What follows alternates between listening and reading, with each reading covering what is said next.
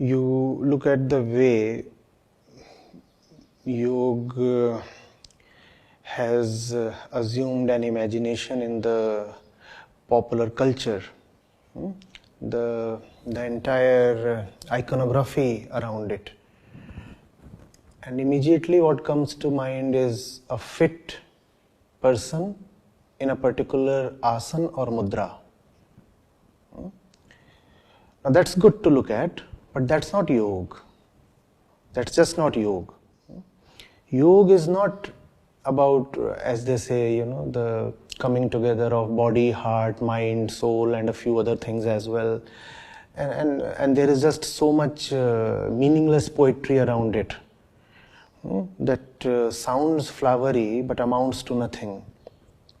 Yoga is simply about the mind remaining constantly riveted to, hinged to what is right. And this union that does not allow the mind to go astray is yoga. It's just that since a lot of our troubles are psychosomatic, when the mind is right, the body is bound to be right.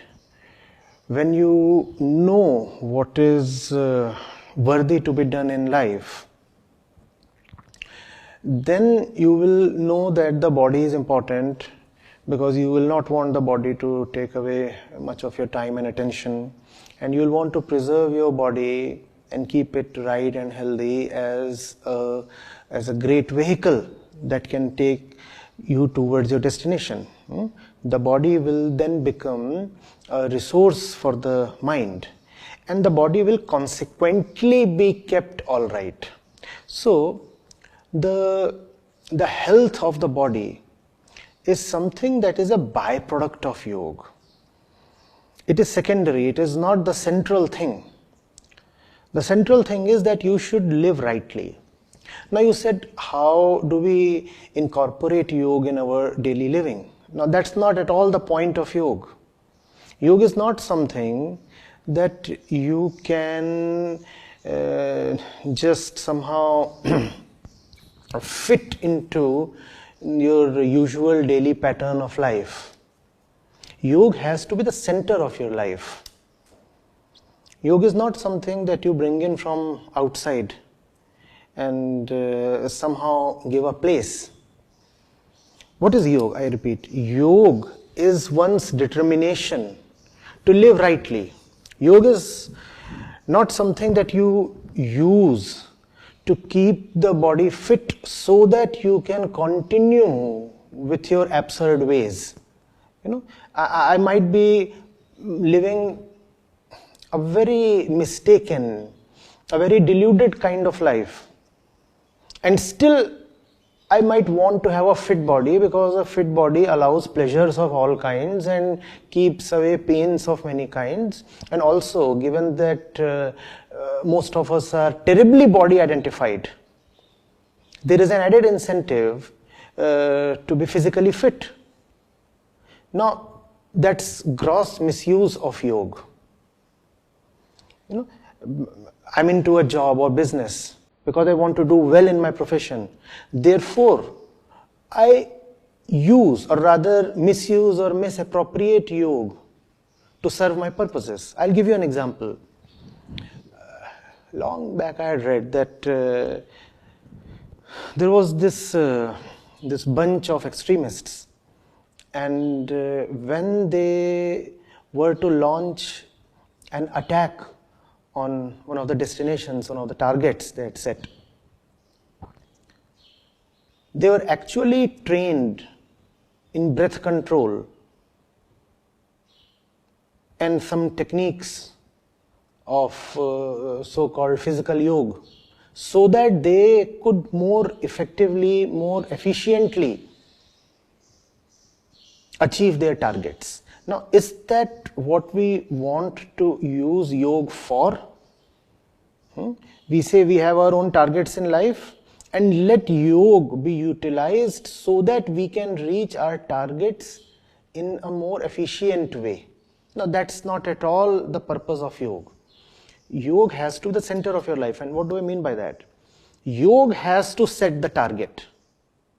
Yoga cannot be at the service of your self-appointed target. Otherwise, it's a strange situation. The ego appoints the target and uses yoga to reach the target. That's like, using the greatest kind of weapon for the lowest kind of purpose. The greatest kind of resource, the greatest kind of knowledge for the lowest kind of purpose. Yoga could have been something that potentially redeemed us. Instead, it has become something that is grossly misused. This myth has to be busted. This misconception has to be totally negated. Otherwise, on the yoga day, you will again have leaders and politicians and everybody who wants to have his share of the limelight coming in front of the camera and displaying a few physical poses and passing that off as yoga. That is not at all yoga. That's a stretching exercise. Or that could be strength exercise without using external weights.